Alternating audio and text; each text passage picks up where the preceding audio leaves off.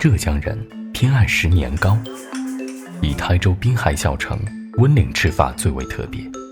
这种叫芡糕的小吃，用新鲜年糕做皮子，包上丰富的馅料，形如饺子，大过巴掌，是当地人早餐或者宵夜的人气之选。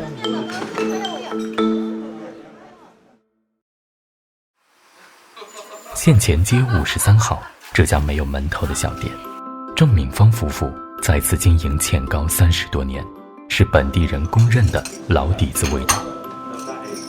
这其中的秘密，就是坚持纯手工做糕。夫妻俩每天凌晨1点就得开工，数十年如一日。芡糕之糕，其实就是新鲜的年糕，必须每天现做。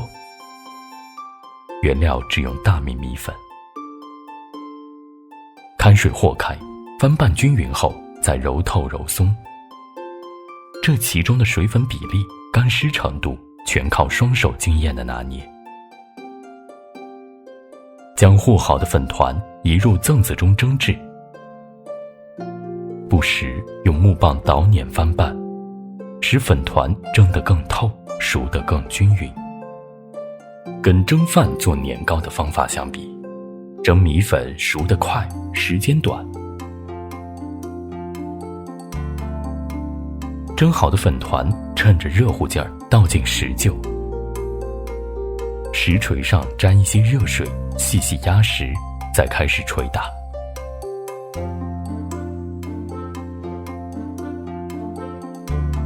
一直打到糕体软糯有弹性，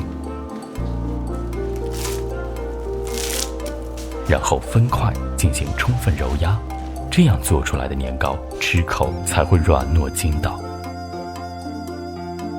蒸糕、打糕、揉糕须得缓缓紧扣，不能中断，否则糕凉了就不好打揉，也会大大影响口感。打好的糕还需用被子包裹保温，同样是防止变冷发硬。店里头每天要做4桶糕，待第4桶蒸上，陈丽芬开始准备配料。芡糕的配菜丰富多样，常见的如炒泡菜、胡萝卜丝、土豆丝、芹菜末、洋葱和米面。必不可少的是卤肉，猪后腿、五花肉用老卤汁卤出来，是风味的精彩所在。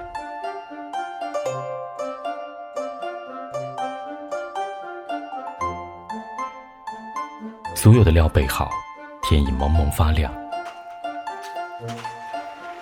东西运送到店，还没摆放妥帖，就有赶早的客人来买芡糕了。随点随做，人再多也得一个一个的来。从还热乎着的年糕上揪下一块，揉搓按压出一张饼皮，然后根据客人的选择放上五花八门的配菜，再像包饺子一样捏合收边。